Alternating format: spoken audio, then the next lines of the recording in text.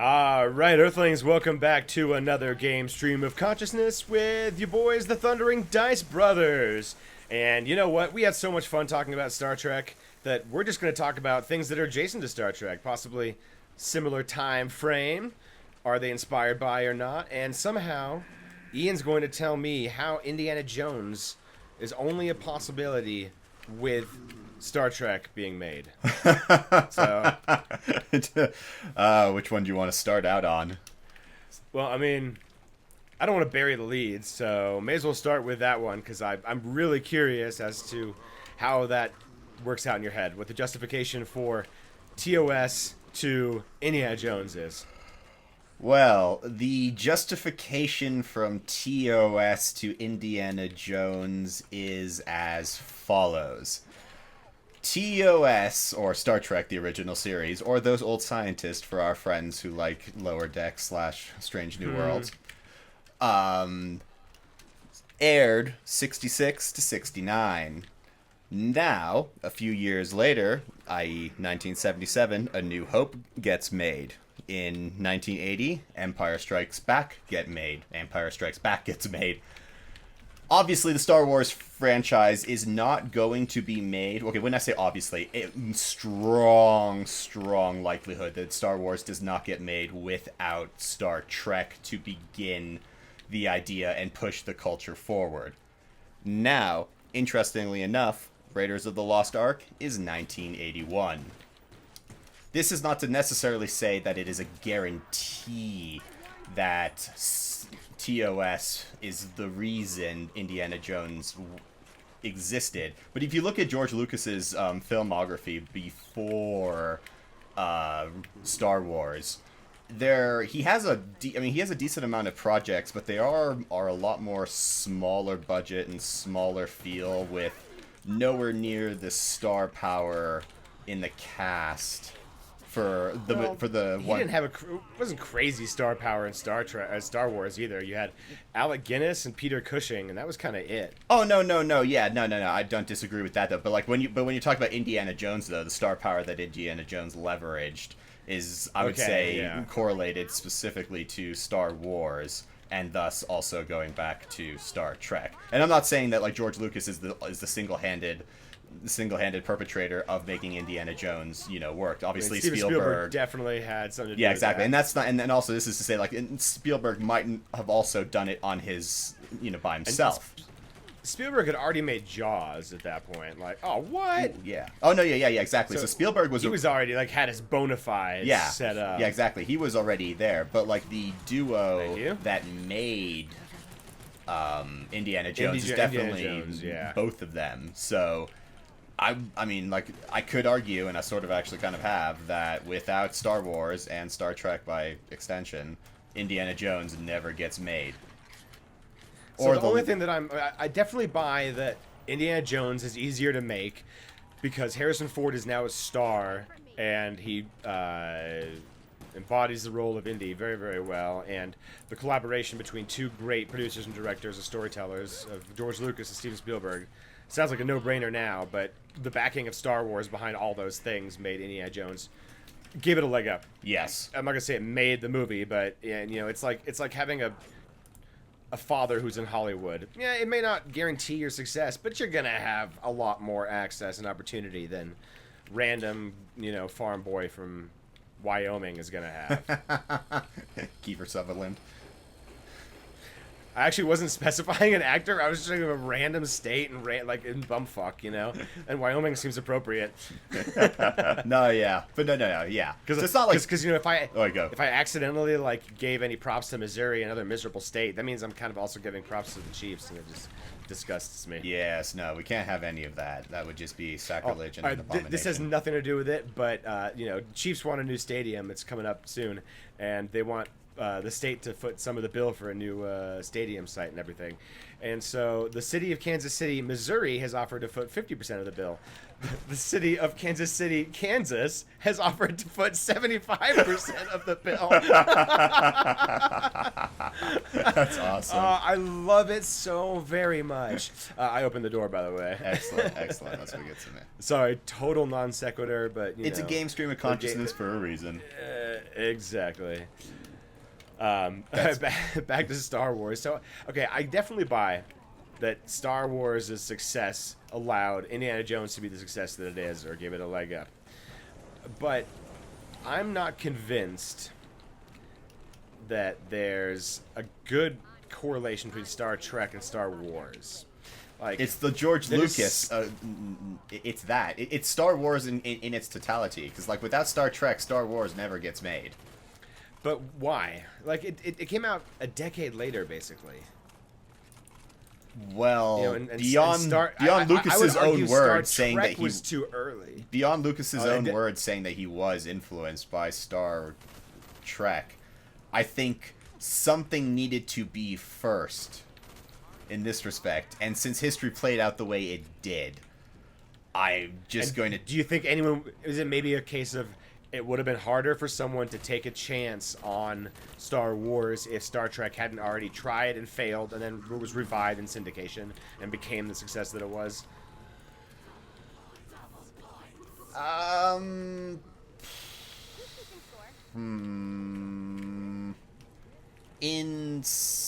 Mostly, yes. I might differ with a few words here, but... Yeah, that was kind of a weird run-on sentence that I probably couldn't replicate if I tried. Yeah. It'll be interesting listening to that one back again. But for the most part, yes. Let's put it that way. All right, let's make a plan. Where are we going here? Well, this is kind of a hard map just to riff on. Yeah, that's true. Well, we should turn on the power first, obviously, because that's just key.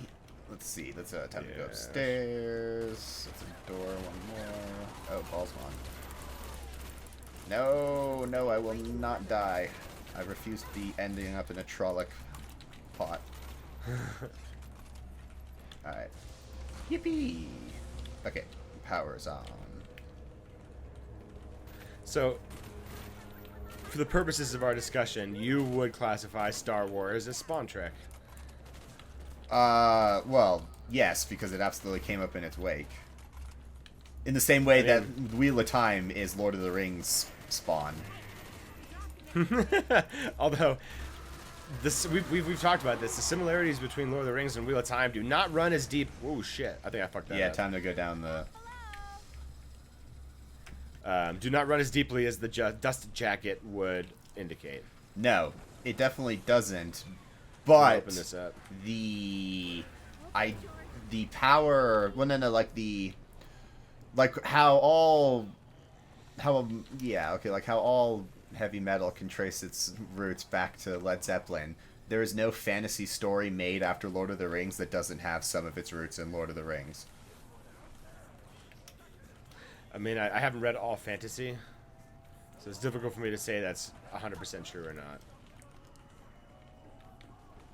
I could say that about everything, basically, because since I haven't tested gravity in every corner of the world, I don't know if gravity is a universal concept on Earth or not. So, I mean, like, you can say that about whatever you want. That's true. Except that it's not really. I mean, you can't... The argument is specious. We know that gravity works everywhere the same way. I mean, it's not like... This hasn't been tested, and they wouldn't... We'd know if there were random parts of the Earth that were, like, gravity deficient. If the Bermuda Triangle was actually a real thing. I'm almost out of ammo. This is going to be a problem soon. Well, we're also in a stupid location. We're going to die here. Let's get the hell out of here. But we're going to have to get past Georgie. Yep. Run. Oh, good. He's on the outside, so skirt it. Headshot that bitch.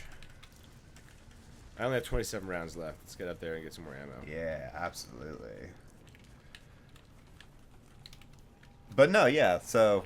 I still hold pretty firm in the Indiana Jones directly owes its existence, or at least a lot of its existence, and the really good people who go. Oh, I love that. It just flung off. Oh, did it yeet a zombie away or Yeah, it something? did. It was great. Nice. But no, yeah, I Ooh, definitely say, yeah, like death Indiana machine. Jones owes much of its existence to Star Trek. And then But not all of it. you could say that you can say that too about a lot of the sci-fi that came after it. Battlestar Galactica, possibly. Oh, yeah. Babylon 5. Lost in Space. Starship Troopers. No, just kidding. Totally different satirical genre. I had another good example, but completely just floated out of my mind now. Oh, that sucks. Plenty of other examples that we're not going to talk about, because the ones that we're going to focus on are the ones that we actually watched. Like Babylon 5. Watched, yeah. So Babylon 5 is the best sci-fi of the 90s. Babylon Might even 5 be the to best me sci- is TV's Lord of the Rings. It's peak sci-fi storytelling on television anyway. Yeah. Wait, where the hell are you? I don't know. Where are you? Well, I'm on top of the the main ship. deck. Oh, well, I'm not quite there, but I can come up there. Well, no. We don't need to go this high. We just need to get away, because this is a death trap right here. Well, this whole map is a death trap until you open it up. this whole map sucks. We gotta freaking get out of here as quickly as possible. Where did you run off to? Okay, now I'm below. I'm going to open up the door to the other side of the ship. Oh, this is the Pack-a-Punch. Well, that's great. I know it's not useful. Well, shit, I have to retreat. Where are you? You went back. You went back to the ship. I'm on the broken half of the ship now. Yeah. Well, I took the zip line down, and now I'm just sort of running around naked and exposed. Well, good thing that you're not my character, because that would be an interesting violation of TOS for YouTube. Now, are we talking about terms of service, or the original series, or those old scientists? Definitely terms of service here. Because if we modded this this game to have Sarah Michelle Gellar running around nude, I think YouTube and maybe some other people would have a little bit of a problem. Oh yeah, and our channel will take a very different turn very quickly. Yeah, seriously. Oh crap, I'm so dead. This is a bad place to camp. Actually, no, I should fine. probably get to where the hell you are, but right now my stoned ass is drawing a blank on how to get to you. Yes. Well, I can't get to you because I'd have to waste all my money. I'm kind of stuck here until you get. All right, so go up the ship. I can literally see. Yeah, you. I can see you too. This is really bad. Get into the fucking ship. I have 33 rounds of ammo. I'm going to die. I have 51 rounds of ammo. I have I'm the about to freeze in the MP40 now. water. I'm all good. All right, so go into the ship and continue to the back on the bottom. Like don't go up the stairs. Well, hold height, because fucking what's his nuts is right in front of Fucking me. Romero. Ah, he got me. Shit. Fuck. I believe in you. You go up the stairs, yes. No, not up the stairs. Stay on the bottom level and hug the right. Yep, I'm on the steps Yep. right now. Jump over here. Let's. Oh shit! Yep. Shit! Hallelujah! Oh, dude, Georgie is still don't have any freaking mad. ammo. Crap! Run! All right, follow me. You better run Don't for follow your me. life if you can, little girl. Hide your head in Out the of sand, ammo like mad little girl. Catch you with a Georgie man. That's Oh the shit! end No! of God damn it! little girl. Fuck. I Well, that don't was see how I'm gonna be able to get you. Super close. That sucks. Oh no, I can get you. Okay. Just. Oh nope. Literally, Yeah, as soon yeah. as you've got me up, I went. That gave me extra time though to crawl It up. did. For all the good it might do us. Oh Christ. Buddha, don't forsake me yet. I will retrieve my brother. Oh, Oh, did shit. I just shoot him? Or did? No, that was me. I was shooting away into a crowd of zombies, and he was right behind him. Just unloading my 1911 in a heroic last Oh stand. Christ! Nope. Oh, I'm dead. Nope, I'm not dead yet, but I will be. Yes, Georgie, I know. Chill the fuck out. I'm trying to give you an enema.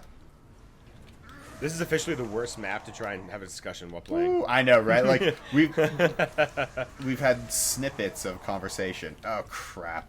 Oh yeah, you're definitely dead, right? Yeah, you are. Oh, I'm super dead. I'm super dead too, because I don't know how I'm gonna survive this. Like, this is the worst place. There's no. Oh, there is water here, but like. Okay, okay. Oh, bloody hell. That's just no es bueno. Well, at least wait. Fucking box around here, isn't it? I have sworn it is. I saw the light, but I saw the signs, but didn't see it. I saw the signs. I saw the signs. Well, what do we think about Babylon 5? Beyond it's a really good sci-fi series, and that I kind of like gave it a Tolkien bump. I mean, that's a pretty big. That's high praise for a show, Especially from me. But all right, so what do we like about B5? Some things jump to mind right away. The overarching story, the pre-planned story arc. Now, the fuckery from the studio, not knowing how many he was gonna get, etc. Notwithstanding. Okay, now I'm. Oh god, there's Georgie already. I'm just gonna play this map here and talk about Star Wars and Star Trek and Babylon 5 after we don't die. Right. Because I Okay. don't even have a gun right now. Yeah. You're more amp. I guess I'll go buy an MP5. Ooh, an MP5. Yikes.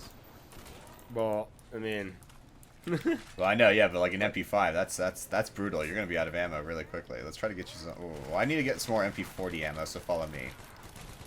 I think you just turned around, didn't you? yeah, because I did. You said follow me. I didn't know you went past me.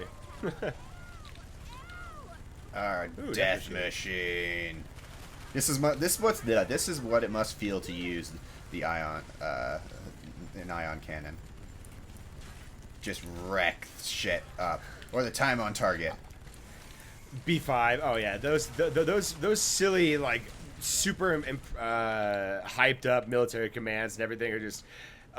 Yeah, they work so well. It's like a guilty pleasure. It's a little hokey and cheesy when you hear them, you think about them, but Bruce Boxleitner makes it work. Yeah, he does. Should probably have bought a M16. Oh yeah, I tried to get it, but I ran past it without hitting F at the right Whoa! time. I just got yeeted. I fucked that up. I completely forgot about the platform that That's like sends you flying. Yeah, I had to. I see you. Alright. Oh, these zombies are like fucking crafty bastards. I know, right? Like, since when can zombies use zip lines? What Yeah, it's some horse shit. wizardry is this? It seems like you would need a little higher higher motor function to understand that you have to hold on to the zip line. And how come zombies don't freeze? Because somehow, yeah, that's a good question. Or they do freeze, but it doesn't matter because since they're constantly moving, they have enough circulation that the blood that you don't start like literally crystallizing from the inside out. And so you don't start getting torn apart from the crystals inside and the dissolved solids. I guess. Yeah, let's go find That's one possibility. Let's go find the pack-a-punch. I have an idea. I mean, not the pack-a-punch, the fucking box. The box. Word. On your 6. Yes. This is such a stupid map. There's the pack-a-punch, by the way. Oh. Which is useless because we don't have enough money. Neither of us has nearly enough. Get Juggernog while it's Juggernog. then you. Is definitely. Oh shit! You can't try the box useful. now. And I Yeah. can't either. Oh wait, how the hell do we get out of this one? Thing is there. You can drop through here. There's this crate. Yeah. Where's your producer now? We may just have to like cut the game stream to start in the next map. We may just like restart it. No, we keep this shit in. I mean, this is a little more game streaming. Okay, that's true. I forgot actually. that. Yeah, because like it doesn't have to be 100% hyper focused like the last one when we were just riffing on Star Trek. Yeah, that's go a down. good point. Yeah, we can like to our roots of playing the game. Yeah.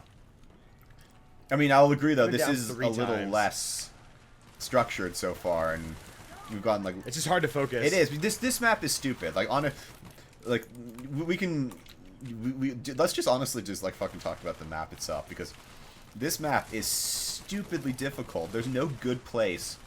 There's no chill place to run around, because it's all frantic and manic, because, you know, it's all... They drop from below and above. They drop from below. They come from below. They drop from above. They take the zip line with you. It's all tight turns. Yeah, tons of choke points. Yeah, like, it's all basically one choke point. Yeah, there's not a swift running lane that you can comfortably maneuver around anything with any certainty. I mean, if 3 of them are in front of you, basically every corridor and bulkhead is a fuck you passage. Oh, I need ammo, fuck. Yep, like that right there, running up some stairs. Ooh. Well, here's insta-kill. That's at least something to our benefit, finally. Well, that's dope. Dope. Stab. Yeah. Don't stab me. Don't stab me right now. That was awful. That was terrible. I know, right?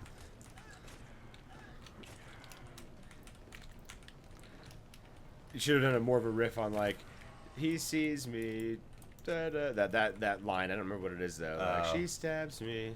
Yeah. It's easy. No one can make her bleed. Stabbing me was so easy. Yeah, now it's getting real messed up. What am I doing? Should we go to the other side of the boat again? Yeah, because let's try to balls him on. Oh, that was... Yeah. That was just sort of a... Oh, well, right there. Oh, no, wait, we have to go down, sorry. No, yeah, other side though. Get to the watchtower. Watchtower. Well, I mean, I guess technically, a lighthouse is a watchtower, just of a certain different nature. It's not really watching so much as Beacons. like telling people to watch out. Yeah, don't come here or else you'll die. But there are plenty of stories of people giving fake signals, turning off the lighthouse so that people would shipwreck and they could collect the bounty from the dead cargo or the dead crew. Yep. Just super dark. And I don't doubt for a second that it didn't happen. Oh yeah, fucking. Yeah, people were hardcore back in the day, you know, before the honesty of the internet, right? Oh yes. The 80s were a wild time, full of cocaine and piracy. Yep. Piracy.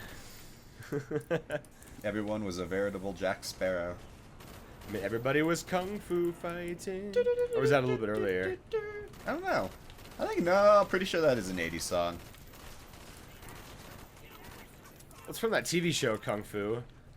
All I know, With David Carradine. all I know it from is our freaking recital that one time.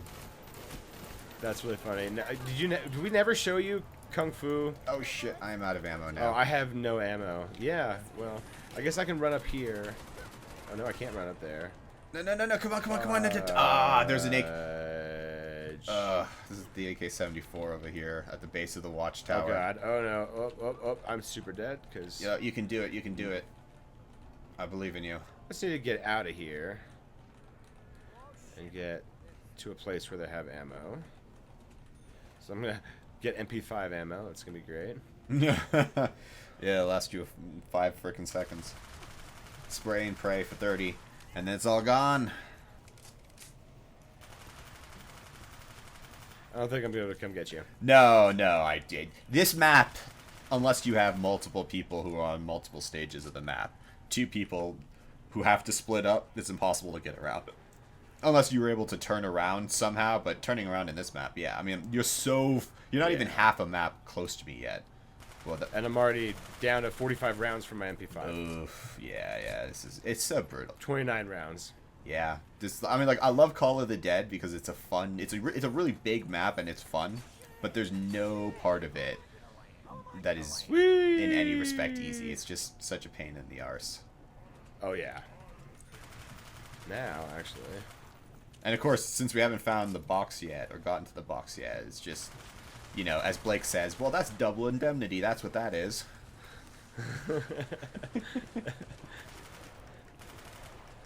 Alright, well. Will I survive? I definitely think you will. You know, speaking of Babylon 5, I mean, like, I know I have a thing about time travel, but Babylon 5 is the one show that does it well, going back in time. Well, I mean, like, in season 1, obviously, helping the crew of Babylon 4 escape, and then in season 3, going back in time and stealing Babylon 4, and then allowing the crew to escape, and then going back in time 1,000 years to deliver it to the Minbari, you know, with Valen on it, and two Vorlons looking like angels, and be like, welcome! I am called Valen, and I'm glad that you understand this dialect that's 1,000 years older than you are. He must have brought a UT from the Star Trek universe. Yeah, Hoshi helped him out a little bit.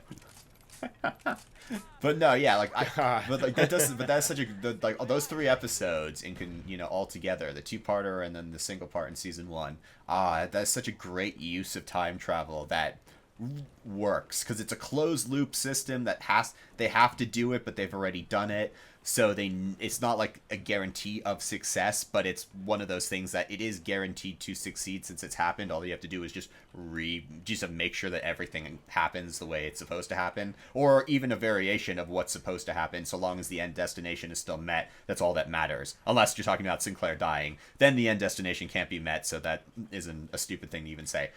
Yeah, I don't even know what would have happened if Sinclair died there, if he just aged up. All right, I'm going to switch this for an MP. Yeah, AK. 74, nice job. That's where I died. Getting that. I turned around, started firing. They swarmed me, you know, like a horde of the Flood from Halo. Where are you going to spawn? Are you going to spawn next to me? Because if so, I I'll hope just hang so, out here. yes. And then you can just pick up the AK. Yeah. Oh, yeah. Spawned right next to you. Nice. Excellent. Pick up the AK. Shit, I need to get fucking Juggernog, though, because this is going to be a tricky dicky. Dude, round 12 feels so much harder on this map than it does on, like, Verrückt or Kino or any other map we play. Yeah. How the fuck did we talk about Spawn Trek and never get to Futurama? Because, seriously, I'm going to put Futurama in one of those things, too, that only exists because of Star Trek.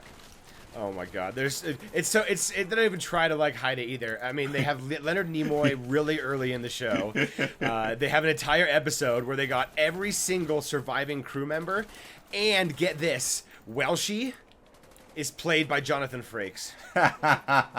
Really? I didn't know that. That's awesome. Yes. So they even got Jonathan Frakes to guest star not as himself too, and play a different character.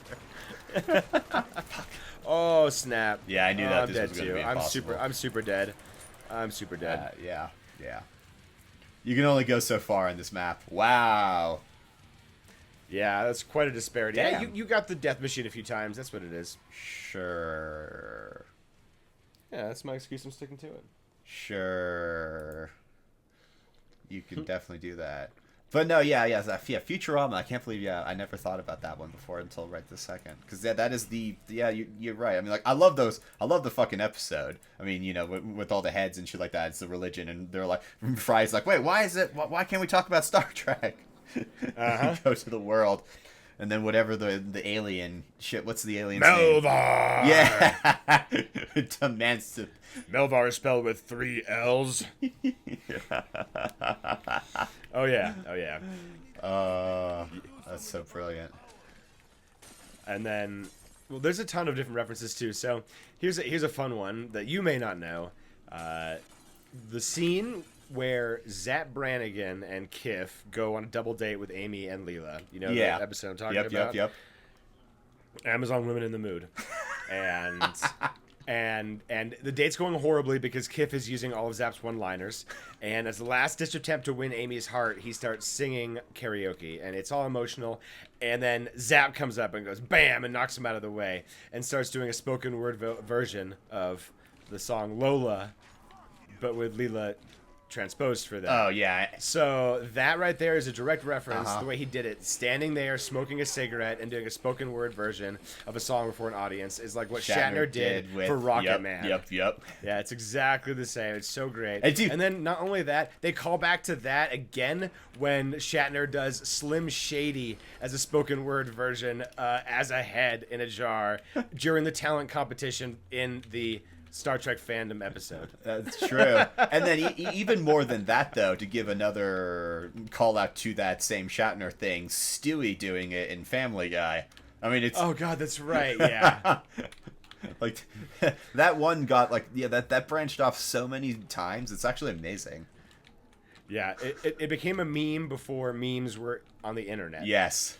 Because remember, guys, the term meme was coined a long time before the internet existed. And it really just means, like, a transferable idea, something that can be epitomized and referenced in a culture, and it's spread. That's what a meme used to be. So, like, a cultural meme might be... the Itachi. The Hitachi? Yes, exactly, actually. That's a cultural meme that you see it evokes a instant thought process in everybody's head, and it's not a back massage relief thing. No. I mean, maybe it is in some, like, Mormon communities. Joseph Smith was called the prophet. Dum dum dum dum dum. So yeah, no, Futurama is full of callbacks to Star Trek, full of inspirations from it. Oh, absolutely. Yeah. But I don't know if Futurama is so much sci-fi as just like subverting our expectations of the future more than anything else. Like it is set in the future, and it has super, futuristic things like robots and aliens and time travel and hyper speed space travel and all that crap. So yeah, it has all those sci-fi elements, but It's definitely sci-fi.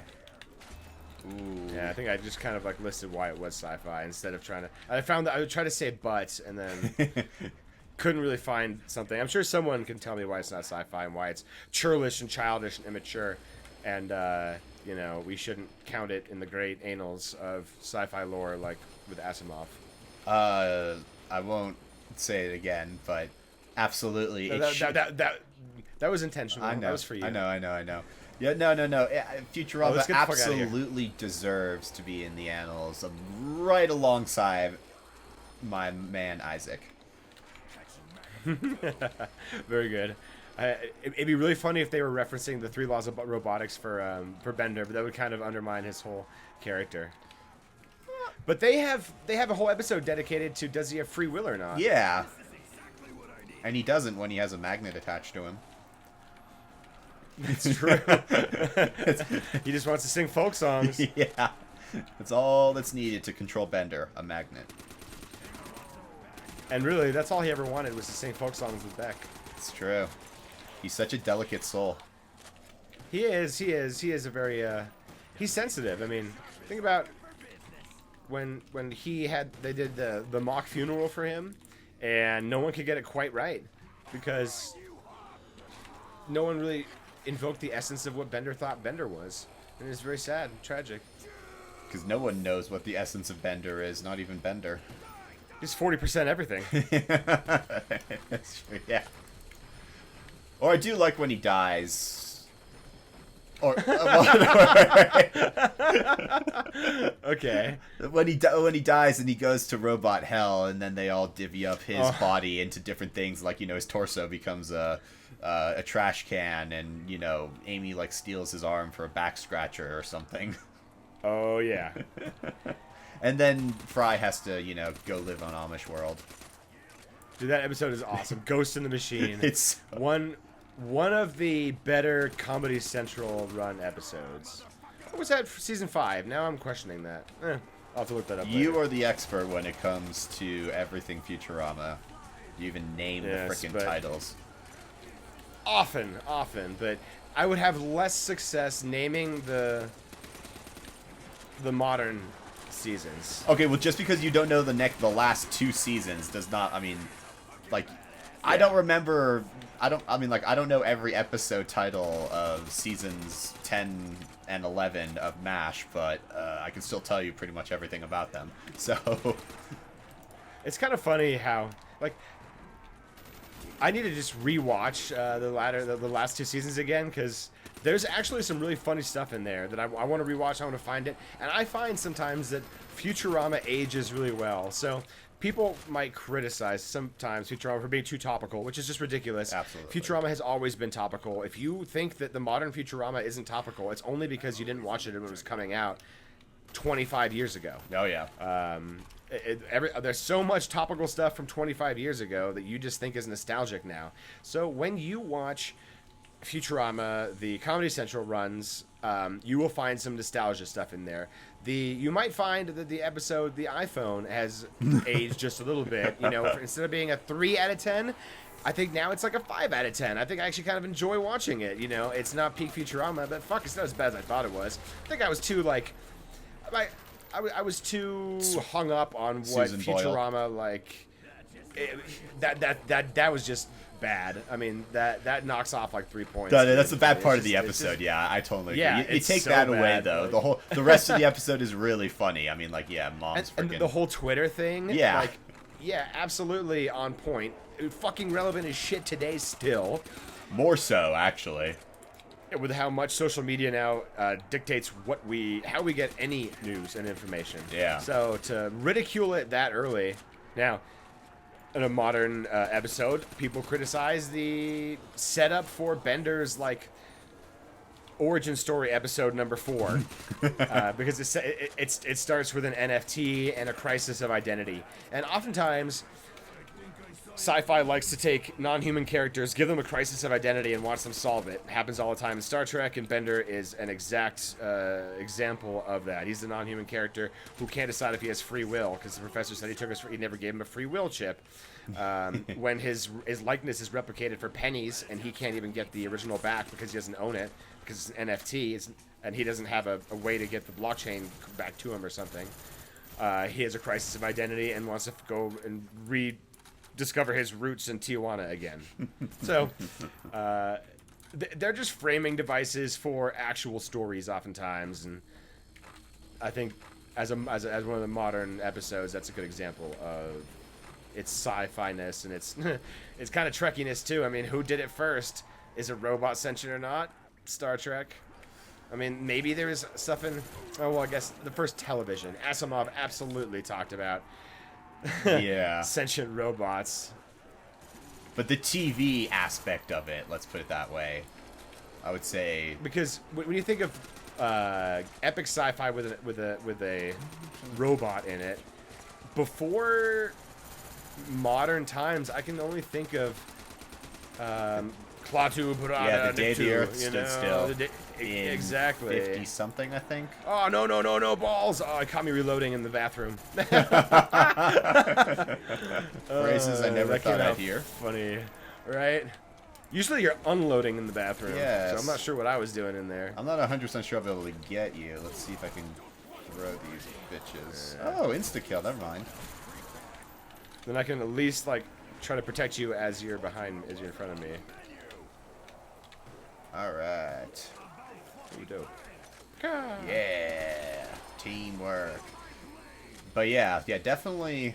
Yeah, The Day the Earth Stood Still. And I know there are a few other sci-fi movies that Metropolis has plenty of robots in it, but Yes. they're not sentient robots. These are like mechanical men who obey the commands of their masters. Like, think of an example in Voyager, Captain Proton. The robots in his Captain Proton Hollow novel, which is just a silly name for it, but whatever. I didn't make it up.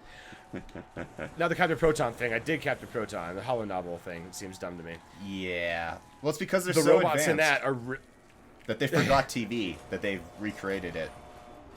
I mean, it is kind of absurd how the TNG universe is stuck in, the 50s and earlier. When a car appears in space for Voyager, it's like a 1940s jalopy. When a famous disappearing celebrity appears, it's Amelia Earhart. Apparently nobody in the intervening years has disappeared mysteriously. Oh, no, never mind. TOS had Zephyrin Cochrane, so they actually did it right. Yeah. No, that's true. Yeah, you did get that one. Okay, oh dear. Oh, balls. No! Charging ever on valiantly and foolishly. The charge of the Light Brigade was more about discipline than it was about successes. Oh my god. Oh my god. No, no, no, no, no. Oh, I almost got out of that. I almost got out of that. That was the most insane thing in the world. Oh. Man, I am not crushing it today. Yeah, you're really getting carried by me. Yes, yes. Well, hey, it's a better comparison this time than last time. 60 to 87 and 2 to... That's a little bit better. Yeah, whatever. Just 33% more kills. Yeah. 50% more headshots. But exactly the same number of downs. So really... Really? No, okay, whatever. Which means I'm better. Once upon a time. No, Futurama is definitely Spawn Trek. And in fact, maybe Lower Decks might even be the other way around. Maybe Lower Decks is Futurama Spawn. What other sci-fi cartoon was there before Lower Decks? And now I'm just gonna get flamed for this because it's probably a really dumb question, and someone's gonna come up with something really obvious. You mean like TOS animated series? That doesn't count. Oh, what? How does it not count? It's so poorly animated. It's basically a picture book with words and spoken word. I mean, right? Because Futurama is the most interestingly animated show I've ever seen, too. Hell yeah! Right.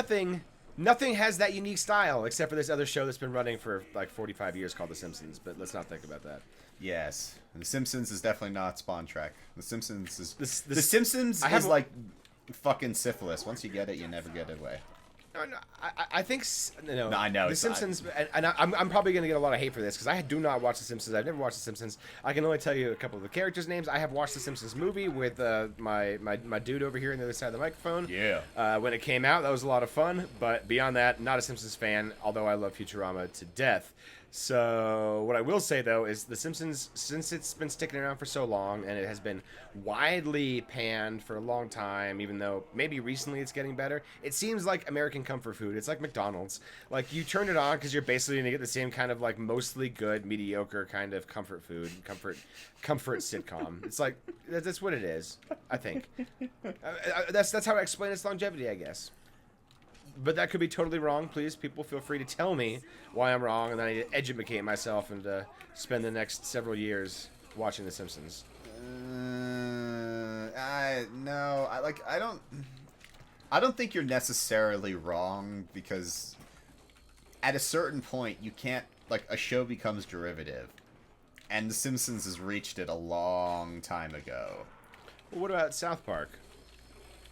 I mean, South Park is going on 25 years, oh no, 30 years. Fuck me. In the 90s. So, yes, I don't. South Park has yet to reach its, like, MILF phase. But I'm gonna say that The Simpsons has definitely reached the GILF stage.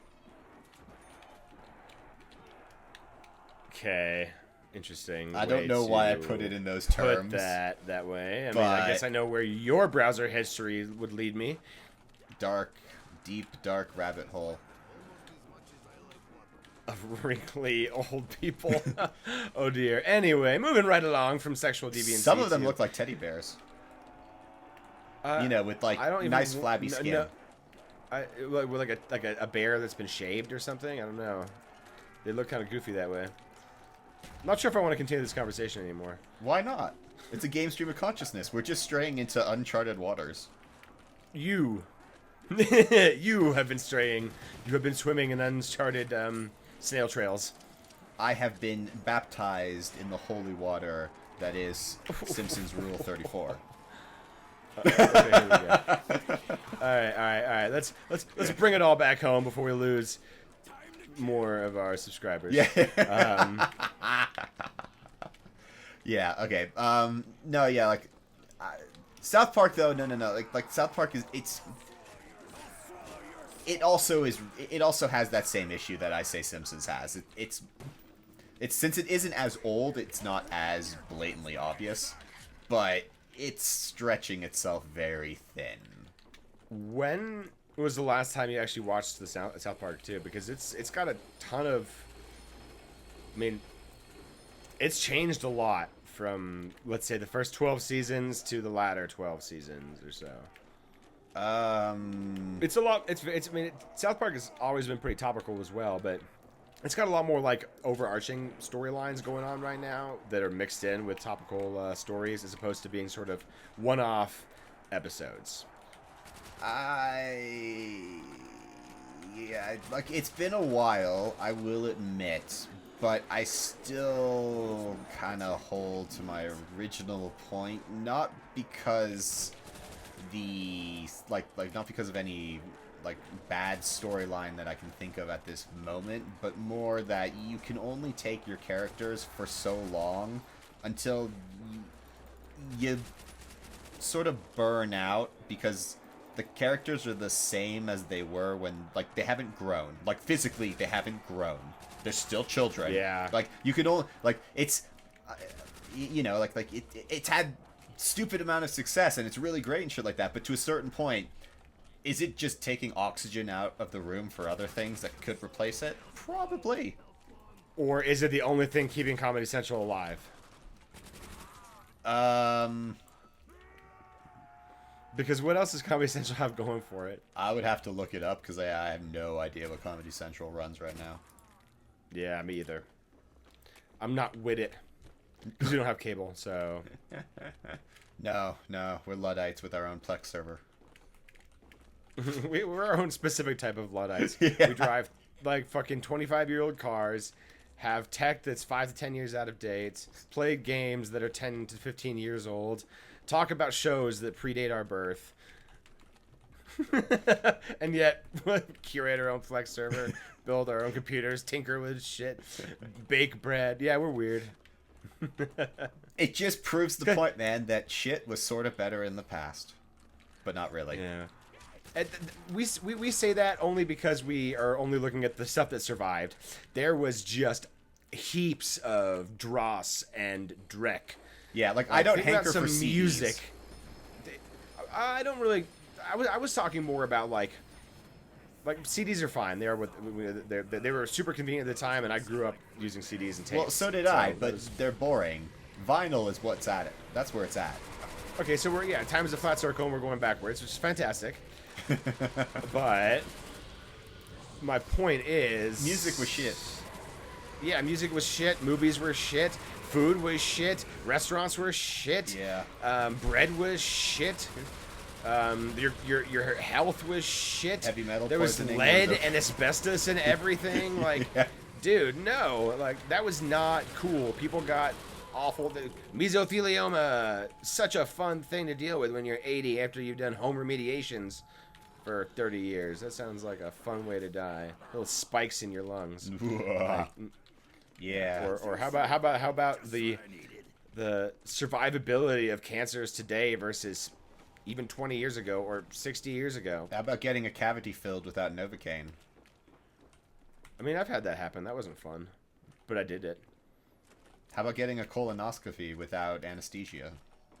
I mean, I'm just kidding. Where have you been hanging out, my friend? Wouldn't you? Well, you can join me, you know. Well, you remember that bullshit episode about health cleanses? Oh God, you're getting a high colonic. Yeah, exactly. That's me every Friday night. Ayo. High colonic, baby. Back to the topic at hand, though. That shit's better in today than it was in the past. But yeah, except it is. a lot and of the things that culturally relevant survive. things because they were better in the past. So a lot of that stuff, we only say that because we're only listening to stuff that did survive. We're only listening to the Led Zeppelins and the Beatles and the Bob Dylans of that era. We're not listening to the garage band that performed at many clubs and parties, but never made it big because their music was kind of boring or derivative or too flower powery or for whatever reason wasn't mainstream or not mainstream enough. Okay. You know, there's for all the few things that did survive that we hold up as a beacon of how better things were back then. There's 10 times that or 100 times that amount of stuff that you would not want to listen to today. But that is the same about music as a general whole, but if you look at Right. the top if you to look at the top 200 now and the top 200 in 1979, which one do you think is going to be better? Well, and don't say that better is a fucking personal is not a subjective thing, because, you know, better is so, like, culturally subjective. And here's the thing: if you asked me what people enjoy about Taylor Swift, I wouldn't be able to give you a good answer, because I think it's really boring what I have heard, and I haven't heard enough of it to actually like give you an informed opinion of it. I just have no interest in it. But people will say that she's the greatest, you know, singer of the last 15 years or something, for whatever reason. Yeah, but they're just wrong, maybe that's just because maybe that's based off of, obviously not. Yeah, I mean, I agree. I don't think she's like objectively all that great. But I guess we're not really here to bag on anybody. No, yeah, I'm it's like we're not culturally. Before, if any Swifties here, we are not ragging on her success or anything. It's just that, like, personally, the music is not really the cup of tea of us. Yeah, and the stuff that we like to listen to is a bit more, you know, rock and even like classical and jazz, less formulaic pop and kind of same sounding stuff. So yeah, oftentimes I'll love a band for a song, but I could never listen to a whole album. Don McLean is never getting a full album listened to from me. Well, just because he only has one song that is listenable. And I tried to listen to that whole album, American Pie, and oh god, it's so boring. It's so dull. It's, oh god damn it, it's real preachy and churchy. So, you know, American Pie is the only one that's actually worth listening to, and that's fine. He has more success than 99.9% of all musicians ever will have, including myself. Oh yeah, and me. Yeah, definitely. That one song. All you need to do is have is be the correct one-hit wonder. Yeah. I can listen. There are a few albums that I can definitely listen through. Like, from Don McLean? No. Oh. No. But you kind of said, like, in a general statement that. Oh no, I was talking about specifically American Pie. I wouldn't, like, there are a lot of bands that I would not want to listen to a whole album of. I like their individual songs, but there are a ton of full albums that I think are best listened to. Oh, okay. Cover to cover. Oh, okay, yeah. okay. Yeah. No, okay, yeah. And I have no problem listening to, like, Led Zeppelin 1 through 4 cover to cover. If you give me 4 hours of my life just to do that on vinyl, like, if it hadn't been burned down in the fire, I'd probably do it more often. That was a grievous wound we all took that day. It was. The loss of Zeppelin. That was a loss to history. It was. Those records. Old bassy pressings. Oh, god damn it. I never got to listen to any of that either. I know. Oh well. No point in bitching about that. Yes. Sharing my misery, zombies.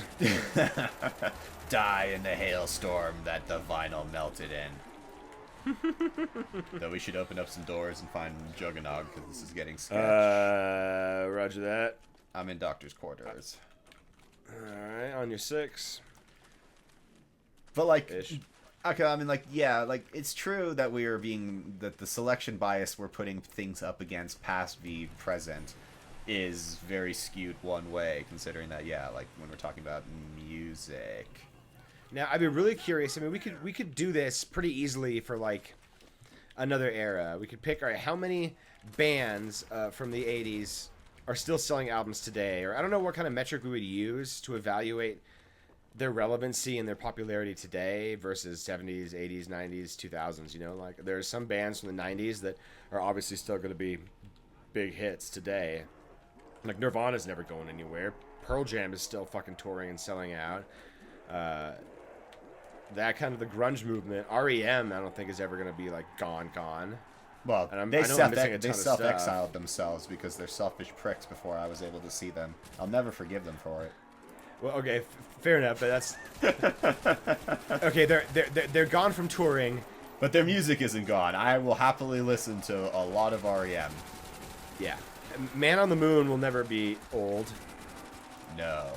End of the World is never going... it's the end of the world as we know it is never... End of the world. And dude, that better be my fucking, like, my god damn it, on my funeral or my celebration of death or whatever the fuck you want to call it after I die and there's a world to celebrate me. There's a world to celebrate you. if there's a world left, you know. Oh, because when you die, it'll be such a eventful moment that, you know, all of history will basically be shattered and rent asunder. I like this. I mean, either that or we all get nuked at the same time. Well, you know, either or. That's either that, yeah. So, okay, so that would be your funeral song? Fuck yeah. That's interesting. Completely different from mine. Yeah. Well, would yours be like a Dire Straits song? Yeah, Brothers in Arms. Yeah, okay, that's what I was waiting for. Yeah, that's a really good song. And that's probably why you hated Top Gear for stealing it. Yes! You should... But save me, save me. Well, I'm trying to... God, shit. No, you're like, I had a Galil, at the I end of wasn't Grand using it, Tour, when that song, when they started playing that song on the montage, I actually started crying. Like, I couldn't fucking help myself. Tears welled up in my eyes. It hit too close to home. End of Grand Tour, which, well, that actually was kind of okay because, you know, Grand Tour also, you know, stretched and went the way of the Wonder Kid. So it was okay to finally end. Well, Wonder Kid. Jesus Christ. But... Now you totally derailed what I was going to say because you made me think of Ted Lasso. I said I was crying up on Brothers of Arms playing at the end. Oh yeah, but you know that they're rebooting it with another trio of presenters. Well, that's right? just because Amazon are fucking cocks. Yeah, I mean, look what they did to Rings of Power. Look what they did to Wheel of Time. Look what they did to... Wheel of Time. Oh yeah, yeah. The only thing... Shit. They should really, like, take a lesson from Clarkson's Farm. I know I keep telling them they should take lessons from things, and it's, oh, wow, I died too. Sick. We should take lessons from things too. But they should... The gap is closing. Amazon needs to take a lesson from Clarkson's Farm. We don't really give a shit what Clarkson, Hammond, and May were doing. We just wanted to watch them fuck around, right? Yes. But now you have to do a car show with a new group of people who we have to now learn if we want to watch them fuck around or not. Like, or is it going to be a good enough show to stand on its own just with cars? No. Are the personalities going to be good enough and different enough? Will it be too derivative and formulaic, or will they be trying too hard to be like Clarkson, Hammond, May? Will they have their own brand? Will anyone care to watch it? Will anyone who is interested in Clarkson, Hammond, May, how many of them were like true petrol heads who will make the jump over? I sure as hell don't have brand loyalty to the brand Grand Tour. I didn't have brand loyalty to the brand Top Gear. Yeah, as soon as... I pretty much... Chris Evans just didn't do it for me, so I stopped watching. Yeah, seriously. Matt LeBlanc, they were all just kind of... meh in front of the camera and kind of like... I don't know. Fuck me. I'm probably too judgmental. No. Clarkson, It's Hammond, not May. too judgmental. Those three had no chemistry on thing. Like, it was a wet sandwich. It was like eating a wet sandwich that was cold, and you know the turkey was 5 days off. A wet sandwich on Brighton Beach. With a seagull taking a shit in your mouth. Oh no, a seagull like picks up the sandwich, decides doesn't like it, and drops it in the water, and you pick it up and have to eat it. Oh, true Zoidberg fashion, yeah. Oh, so Zoidberg would not have a problem with that. He'd eat the seagull too. Come on. Well, no, I know, but like for a human, it would be seeing Zoidberg do that, like bleh.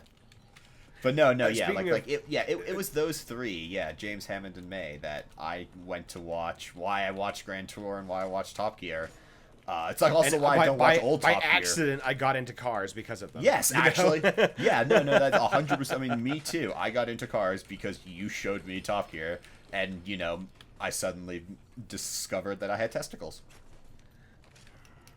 that would make the boys very proud, I'm sure. That you were instrumental in fostering this boy's puberty. Absolutely. As so many cars have been a part of boyhood dreams and growing up forever. No, yeah. I mean, as long as there have been cars and posters, people have wanted to put them up in their rooms. Or think about the game Top Trumps. I remember playing that with Felix when we were visiting Germany years and years ago. Oh, that brings me back. Yeah, Top Trumps, but German. It was dope. Yeah. That's when I learned the term Kamha, because I didn't understand what he was saying, and it's KMH, idiot. And it's like, oh, duh. But I thought it was a whole word. I didn't know it was an abbreviation or an anachronism. I was a foolish little uneducated boy. You want to explain that to the rest of the boys and girls? Oh, yeah. So when they're talking about speed limit, or the top speed of a car was in kilometers per hour. Well, the way that my friend, said it would be kmh, but all run together. Kmh being the German pronunciations of the letters kmh. but he'd say "kamha," and I thought that was a word, not an abbreviation. And I was like, I do not know that word, bro. What are you saying to me? And he looked at me like I was, literally just kicked from Colorado. Like, what the hell is this kid? It was funny. And then he explained it to me very patiently, and I felt very smart. But it's a funny memory. You can now, Yeah, and I clearly remember it decades later, so I'm never gonna forget it. Obviously, especially once we funny. once we upload this, it'll be in memoriam for all time. Oh shit, that's right. Felix, shout out if you're watching this randomly. That would be weird. You know what I'm talking about, or maybe you don't. I have no idea. What is this weird kid named Sven, huh? Well, your parents live next door to my aunt and uncle, so check with them if you've forgotten. And moving right along before we dox there's the more clue to find fucking Sven's. people. Jesus Christ, we should probably just cut that out. Well, I don't know. It's not close enough that anyone's gonna. Oh shit. Oh, what? How did you? What?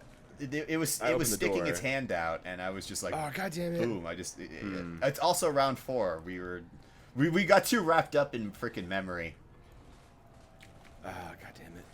Yeah. This is not gonna happen. Just get out of here. Because you're not gonna. Yeah. You have so many. Like the corners of my mind. Oh yeah. Because Because the Naked Gun is Naked coming Gun. out. I did love the Ooh. poster, no AI used in this image, and the hand has like 7 fingers. And 2 thumbs. And 2 thumbs, and it's- the magazine is bent and everything. It was great. It looks like it's leaning into the slapstick. Yeah. I have And high I have hopes. faith. I have faith that Seth MacFarlane can pull it off well. I do too. And, obviously it's not Leslie Nielsen, so it's not meant to be. He's not reprising the role of Frank Drebin. No, it's he just is his creating the kid. role of Frank Drebin Jr. Yeah, exactly. It's perfect. That's the best way of telling this story, through his kid's eyes. I mean, through all the kids' eyes, honestly. I wish one of them had still been alive, Leslie Nielsen or Priscilla Presley. Wait, is Priscilla Presley still alive? Never mind, hang on. Is she? I don't know. I'd have to look it up. I have to actually, yeah, because maybe she is. Because it'd be great if she made a cameo as, herself, like, Jane. To a degree. I kind of like, though, I mean, I don't... I've seen too many new movies take on old tropes and bring back the old cast, like Ghostbusters and stuff like that, too often, or like Star Trek or Star Wars, and Star Trek for that matter, that I kind of just... Star Trek brought back Leonard Nimoy. Exactly. And I still stand by my premise that Trek is better with Spock, a.k.a. Leonard Nimoy, in it. But, yeah, that was pretty gratuitous. And the only reason for that was just tie in give the new movies legitimacy from the old cast. Yeah, absolutely. So I wouldn't want to have an OG actor have their role recast or like reprised. 'Cause I don't know. You don't think you would have liked to see Leslie Nielsen if he was still around, like make like a stupid like one-line dumb joke? If he were still alive, he would have to like play a completely different character. You wouldn't want him to play Frank Drebin. No. Actually, no. Like, I'd want him to be like Frank Drebin's long-lost twin, who is impersonating his dead brother, or something. That would be perfect. Something like that. That'd be perfect. I'd be completely fine with, and I think would work pretty cool. But I wouldn't want him to like reprise himself.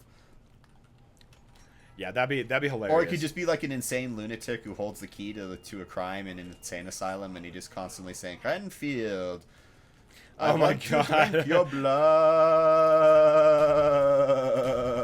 God, that movie is ridiculous. I can't say it's like a good movie. No, but it's I good. kind of still love it. No, it's good. It's a good movie. It's a good movie in the same respect that Young Frankenstein is a good movie. Different league. Like, honestly, Young Frankenstein is peak Mel Brooks. It is. It's right up there with Blazing Saddle, and unfortunately, No, I think no. Oh. but it's Whoa. just not as good, and it's more cheaply made, and it's obvious.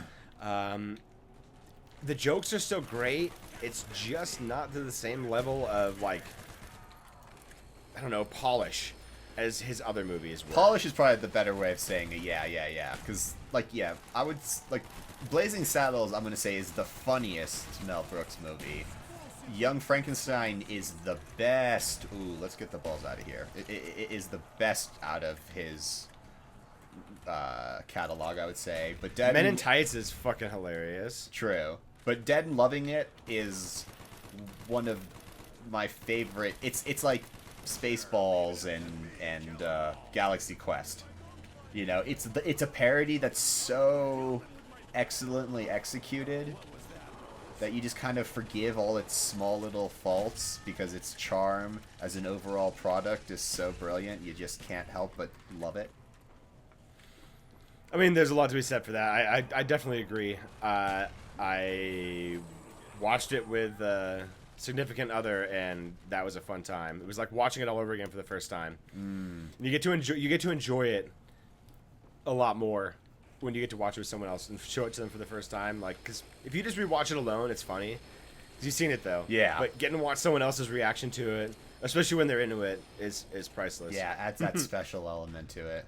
That's like, Get to live vicariously through them. Yeah, every once in a while, not in the middle. Like right now in the slog, I definitely don't feel this, but every once in a while, especially when I'm reading, Eye of the World or A Great Hunt or The Dragon Reborn, I wish I could forget everything I know about Wheel of Time, or in the same respect about like Lord of the Rings. Every time I'm watching it or reading it, I'm like, I wish I could forget about this and experience this again for the first time. I'd like to reread the first book of Stormlight Archive for the first time again, because that was like some peak fantasy, epic, like cathartic. Like yes, it was almost on par with Rand on Dragonmount. Finally getting the two halves of himself reconciled. Yeah. Okay, this is completely I just thought about this, but let me see what you think. Isn't it weird? Okay, because when you say like first time, I mean like everything for like the first time can either go like good or bad. But for like the extreme examples, not the extreme example, it's sort of the extreme examples. Like when we're talking about like it'd be so great to reread, as you said, like Wheel of Time or all these other type of things the first time, right? But that cannot be said about a few experiences in life. How many people be like, oh yeah, I just wish I could go back in time and relive the night I lost my virginity. I could see somebody who lost their virginity to someone they loved, who was then cruelly snapped away from them by some twist of fate, and they could relive that night in their head if they could, or just that one night kind of thing. I could see that, but that's more of a very emotional nostalgia sort of thing. Yeah, exactly. Not like I personally, I think fondly on my first time, but I'm much happier having sex now than I was then. Yeah, exactly. Welcome to this part of the game stream, viewers. Yeah. We apologize to everyone for going on to this very interesting tangent. Normal service will resume shortly. We go into this with the best of intentions, and conversation goes where it wants to go sometimes. That's why our game streams are awesome. Let's hope that other people agree with us. No, just like, these people are fucking lunatics. That's why we gotta fucking when we start doing this shit live, it'll be great, and all the people can start directing the conversation in different ways. When we look at the live chat, and then we'll just be like, wait, what the fuck did you just say? Oh crap, that'd be really funny because this. We won't be able to defend ourselves. I guess we can read it. Only glance at it, I guess. Yeah, not very much though. We'll just have to let them have to, spawn talk shit about us. Yeah, we'll have to spawn good ideas for what we can talk about until we finally see it.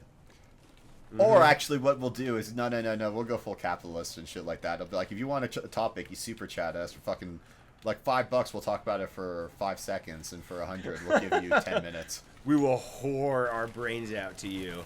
$5 to look at it, $10 to touch it. $40 to get my brother to taste it. Your imagination.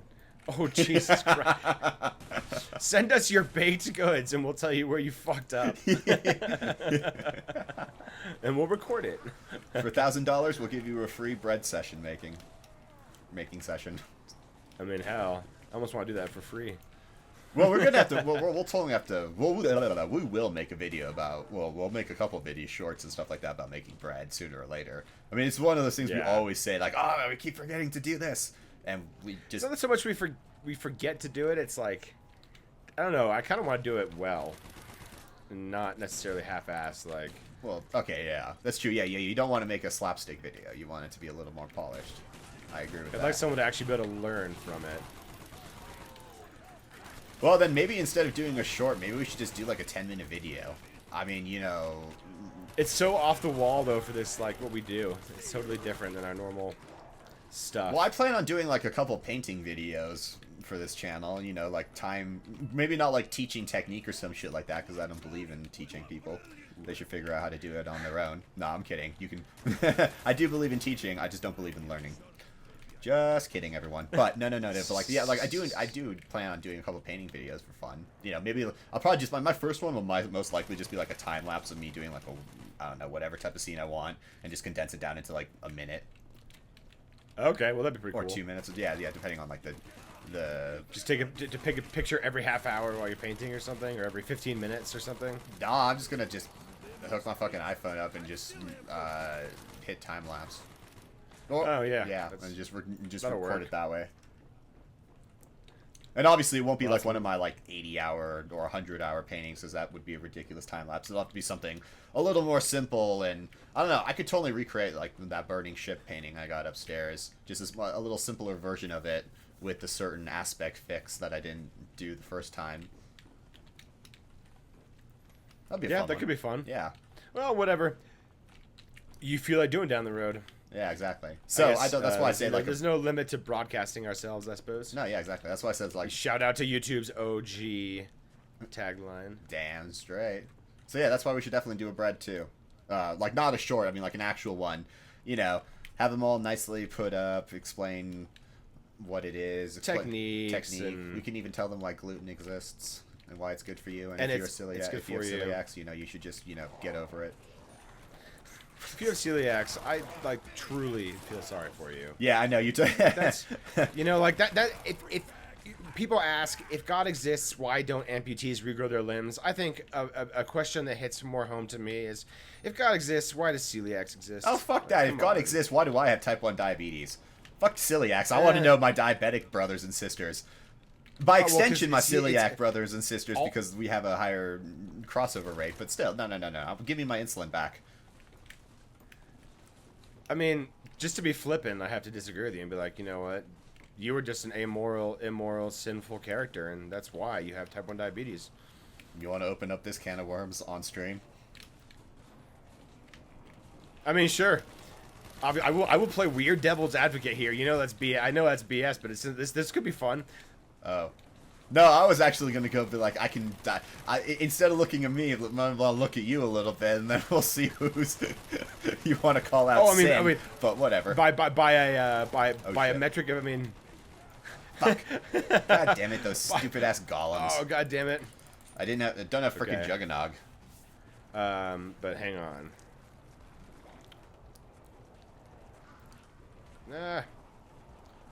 Why can't I launch my goddamn... Oh, I don't have monkeys. I did have monkeys at some point, and I died, I think, and now I don't have monkeys anymore. Fuck. Oh, that's disappointing. Indeed, that is. No, I do still have them. Ah! You got Bax ammo now, so that's probably why you got them back. Though, you do have to relate to me what sin have I undertaken that God's wrath has given me diabetes? I'm curious. Oh, I mean, just being the way that you are. Being the way that I am? Wow. Yeah, I don't. It requires no more explanation than that. Oof. Why would it? Oof. You see, everyone, this is the brotherly love I have to deal with. Oh, you're already down. I don't know what I'm doing with these monkeys now. If you knew him personally, you would understand. Being the way that he is crime enough. Oh no! I almost made it through. I guess that's a... We have not made it past round 2. Whoa. Okay, talk about flip side now. Holy shit. Jesus Christ. No, but for real, guys, there's no moral justification for being sick or not. And if you believe that, You should work for Trump. But let's not get political here. No. Let's not get... Let's round it out on the most trickiest of maps. I believe this nation should commit itself to landing a man or woman on the moon in a decade. But it has to be a man. In this decade. Yeah. Speaking of Fry. Hey, look, my foot's better. Neat. The first man put on the... We're going to the moon. Juggernog is right there, apparently. For now. Yeah. Where are you, my zombie bitches? I want some points before we teleport. Come out to play. That's weird. Usually there's like coming out of the mud and stuff. Taking forever. Disappointed. Cut myself into pieces. This is my last resort. Murdering dogs. Wow, well, apparently that dog got me. Oh, shit. Yeah, that dog got me. Oh, wow, I think that might be a first.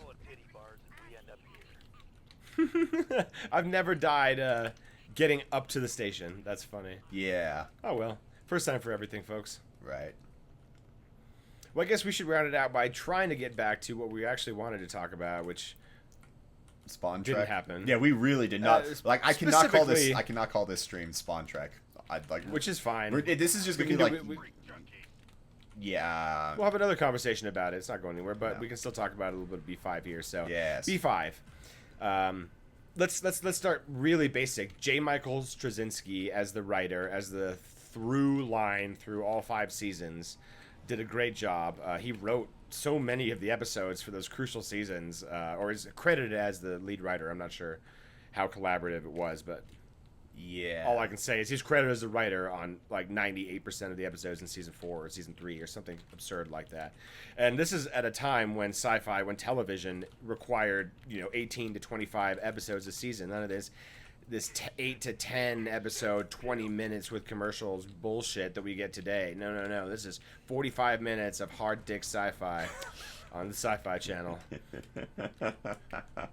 No, and I say hard sci-fi because it's not like hard in the respect that let's do a lot of math and going through the chemistry and physics of everything. No, it's more like this is a sci-fi show about a station grounded in what is conceivable for a reality of the future with technology that you could conceivably develop. Like, there's stuff in Star Trek that is beyond aspirational. Faster than light travel is not something that we're going to see in, well, probably ever, but if it does happen, it'll be some crazy way. It won't be the way that we, it won't be by literally breaking physics. I think I'm just going to have to let you die. Yeah. No, yeah. Like, it's much more likely that an alien, I mean, the way it happens, an alien race comes, finds us, and be like, oh, look, you're a long-lost tribe of our distant ancestry. Well, we're going to sell you this awesome technology that allows you to move throughout the galaxy. Great! And then start exploring. If that works. If fast travel exists, it'll be some weird shit like that someone already has. Yeah. And that we had to pick it back off it. Or we develop it ourselves independently, and it turns out that we're actually like either really early to the party or really late to the party, or somehow we're in the middle, but we're too far away from anybody to ever develop at the same time, or meet each other. That's probably what's going to happen. No, that's exactly. Anyway. No. That's with B5, I mean, like, we can say that it is a more likely scenario because the societal ills of Earth have not been solved. The eternal struggle for freedom against fascism is absolutely still in play in the year 2250 and beyond.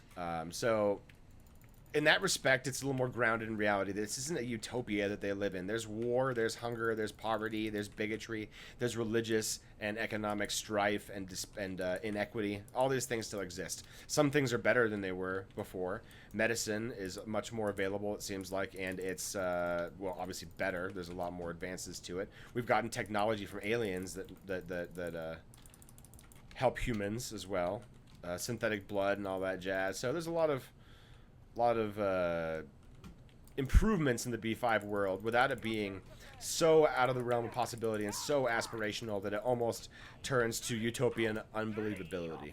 in moments. Yeah. Star Trek definitely has the utopia part down pat. A little too much so. Yeah, B5. A lot more grounded in reality, gritty feeling.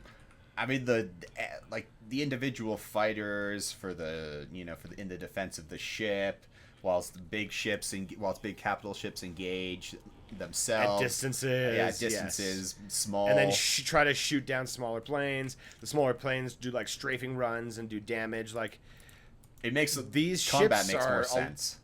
Yeah. Star Trek combat was just sort of 2D, unfortunately.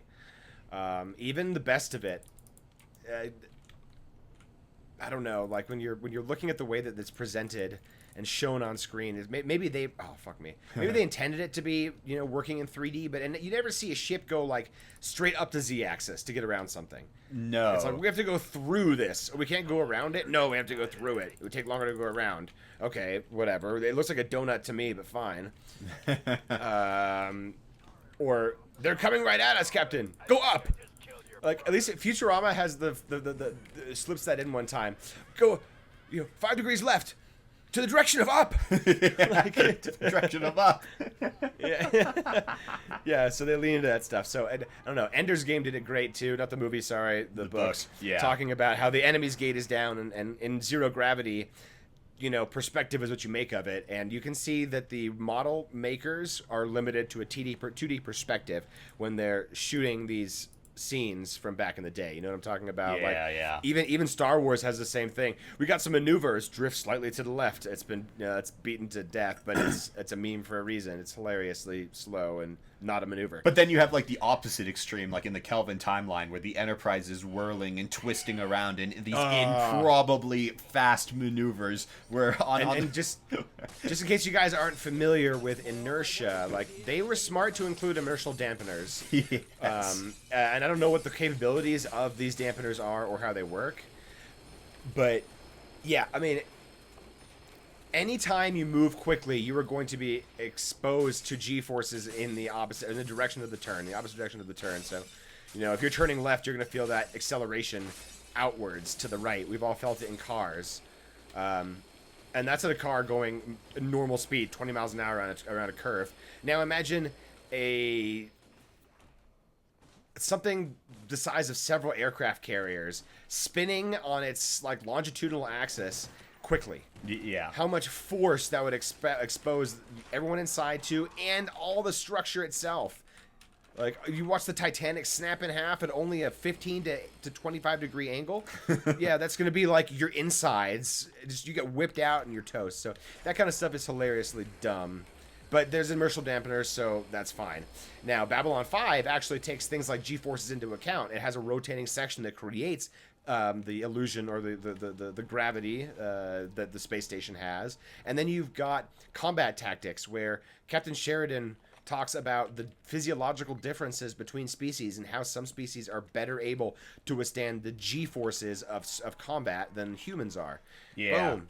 Like, all this shit matters in space just like it does on Earth. Just because there's no gravity doesn't mean inertia and getting your insides liquified because of speed aren't possible. Yeah, that is... like that... God damn it, dude. Getting on a physics rant and I get taken down by a pixelated zombie.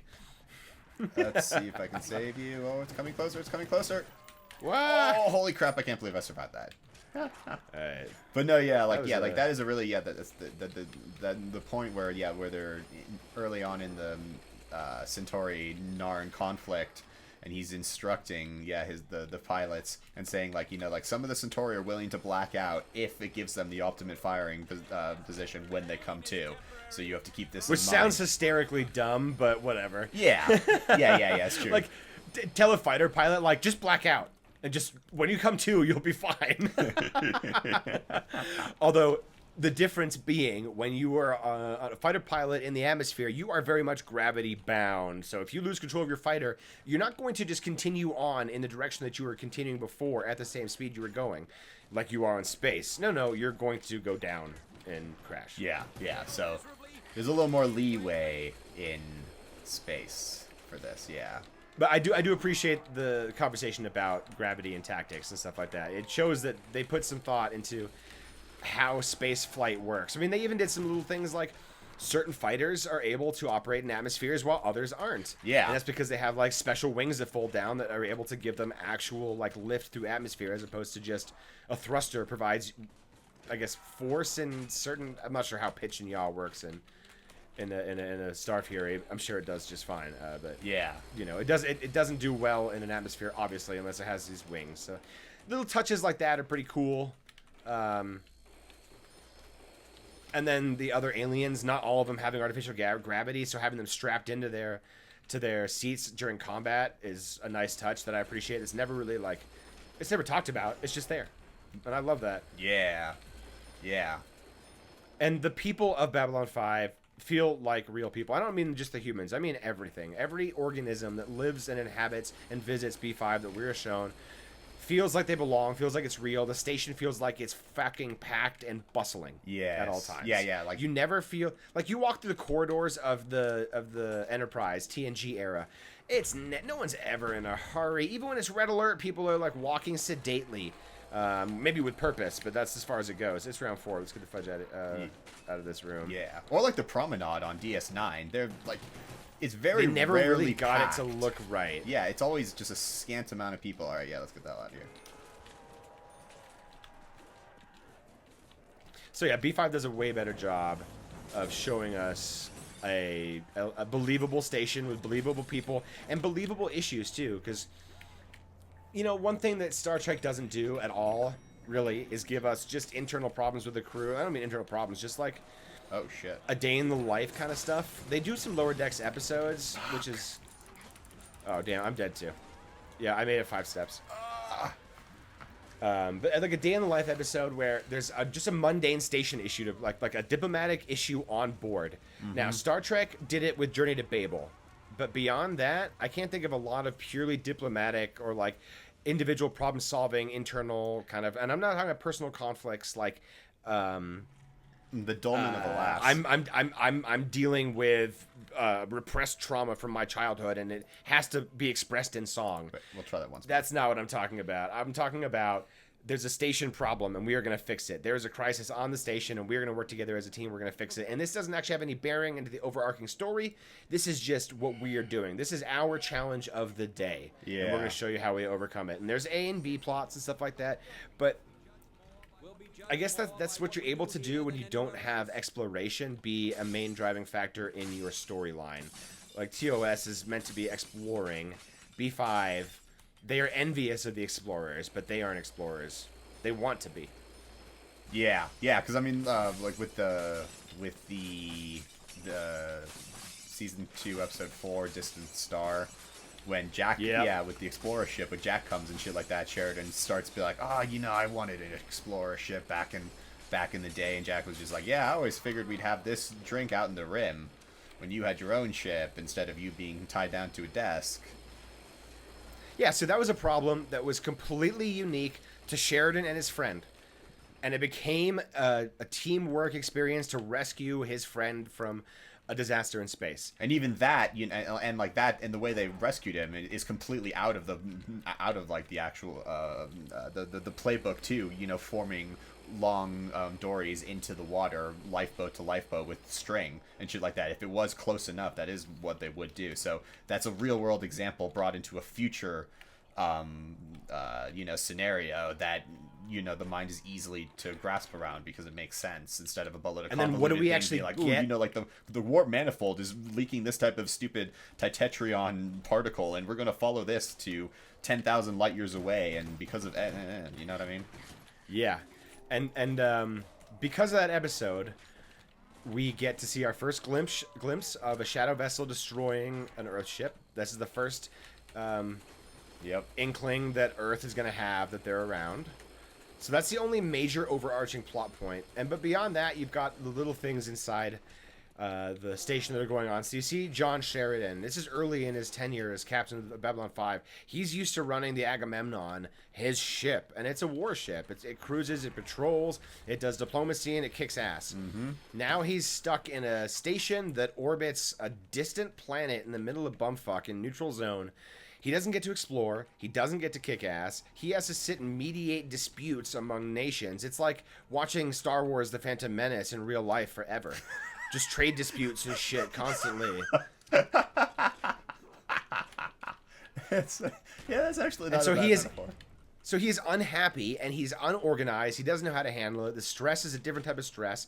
And Ivanova's like, the fuck, dude? Like, I know you're better than this. What the hell's going on here? Like, it's not just about this. Like, you're just being a bitch. Tell me what's going on. Which is so awesome. And it shows you the level of trust that they already had. Mm-hmm. Now, they told you that they worked together previously. Now they're showing you that they worked together previously because they have that level of familiarity between each other. And they haven't been on station. He has not been on station long enough to have that. And yet it feels completely organic. Because we know they've been together before, and now we're shown it. Yeah. Like, and so this is an episode that isn't plot heavy. It doesn't drive a ton of the overarching war against the shadows forward. No. But it starts setting the stage, and it is. I complain all the time about Rings of Power having nothing happening in its show, and you might be like, well, nothing happened in that episode either. Oh, it's no. Totally you fucking explained different. everything that happened in that episode. Yeah, like the interpersonal relationships, how it works thing. There's sacrifice because one of the pilots dies. The second one is thought to be lost until he comes back just by the you grace give Lieutenant of whatever. Keffer an actual job now. Yeah. So he becomes a more prominent role, which weirdly is actually a studio decision that J. Marco Straczynski just brilliantly was able to work in. But they wanted a hotshot pilot. It's a dumb thing. UPN or Warner Brothers, whoever the fudge was in control of that at that time. I know it changed hands a few times. And he wasn't even, and Keffer wasn't even like that freaking hotshot either. He was, I mean, like he definitely had some of his moments. Look up. Yes. Did you see me? No. If you jump in the elevator and on the corners, you'll get stuck on the top. I mean, on the roof. Oh, really? Yeah. I never knew that. That's great. Yeah, it's kind of fun. But yeah, like So Keffer was kind of a useless character in general. Yeah, he's not totally useless, but and he's endearing. No, yeah, my favorite episode. Any of the characters with him is when all the ground pounders come dude, is that just another example of an episode that has nothing to do with the Shadow War that overarches most of the show? Yep. And yet it is such a goddamn good episode. Yeah, because they introduce those two characters. I wish I remembered their exact names right now.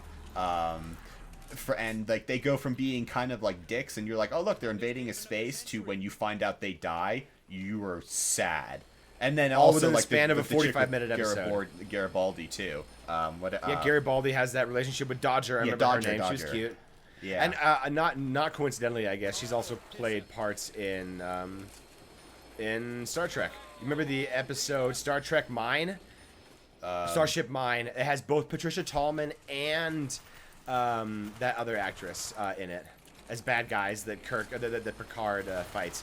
The Starship Enterprise is taken over by some people, including Tuvok. Tuvok's on it too. It's fucking weird. I think I know which episode you're talking about. Yeah. Yeah.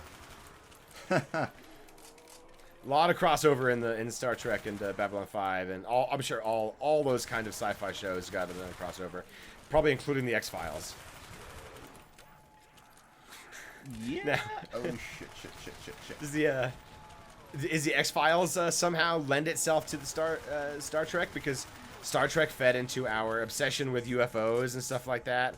And well, no. Oh. Shit. Lightly, I would say. Like, yeah, that's a stretch. Yeah, more of a stretch than Indiana Jones for sure. Yes. Maybe next game stream, man, we should do X-Files. There's a lot of interesting things there. No, not what went wrong. Yeah, there's a ton of stuff that's good in there. Yeah. I will have to bring up the Monster of the Week thing. It's my favorite type of TV show. It's underrated. I know people love like long arching storylines, and those are awesome too. B5 does it best. We've just talked about it. You've got awesome quote unquote Monster of the Week or storyline of the week or challenge of the week to solve, and you've got some things that run through that also contribute to an overarching storyline. And then of course you've got really, really impactful episodes that are just about storyline, that are just, really driving the story forward. Yeah. But that's the beauty of a longer season. You can have 22 episodes, and not all of them have to be completely plot big, oriented. Yeah, that's the problem with these 8-10 episode seasons. People Yep, grow an attention span, and studios listen to us. We have attention spans. We want to watch cool things for more time. I mean, the rise of long-form podcasts and like the prominence of them in today's society shows that modern audiences like things that are in depth and not 5 seconds. Yes, I mean, there's a market for short sound bites and boring stuff like that. But man, you're kind of like relegating yourself to network TV, pigeonholing your mind, your thought process. If you're thinking of stories like that, you've got to fit them into time slots. Like, nah, sometimes an episode can be 45 minutes. You're streaming it, right? Or what if the next one's an hour and 4 minutes? You think anyone's gonna complain and be mad? You're gonna lose ad revenue or something like that? Nah, like just do it. Fuck it, have fun. Get some weird people involved again. Yep. Get some weird people with weird ass ideas. Weird people together with weird ideas to make cool, weird, new, innovative stuff. Like, I don't know. Star Wars was innovative and crazy and new and groundbreaking. Star Trek was innovative, crazy, new, and groundbreaking. And they were made by flawed, weird humans with like sexual deviancies and torrid pasts and stuff, and yet those weird people made television and created stories that we're talking about 60 plus years later. So bring weird people in, and maybe not sexual predators, but you know, we're better than that. But there are plenty of weird, awesome, non-sexually predatory Gene Roddenberrys out there, I promise. Let's just find them and give them a chance. And studios, Amazon, you have plenty of fucking money. Bezos, if you can rent out or try to rent out the entire city of Venice for your vanity wedding, then maybe just throw a fucking bone the poor huddled masses way and give us something we actually want to watch and not something that you think is going to generate more revenue for you. Anyway, that's my anti-bullshit capitalist rant to end my part of the game stream. Thank you all for soapboxing with me this evening. And we hope that you enjoyed watching our game stream of consciousness flow from many different topics as we died many times in very early rounds. If you liked it, make sure to like, comment, and subscribe down below. Check out our Patreon. Check us out on Reddit. And until next time, all y'all stay safe, stay sane, and we'll see you next. Adios.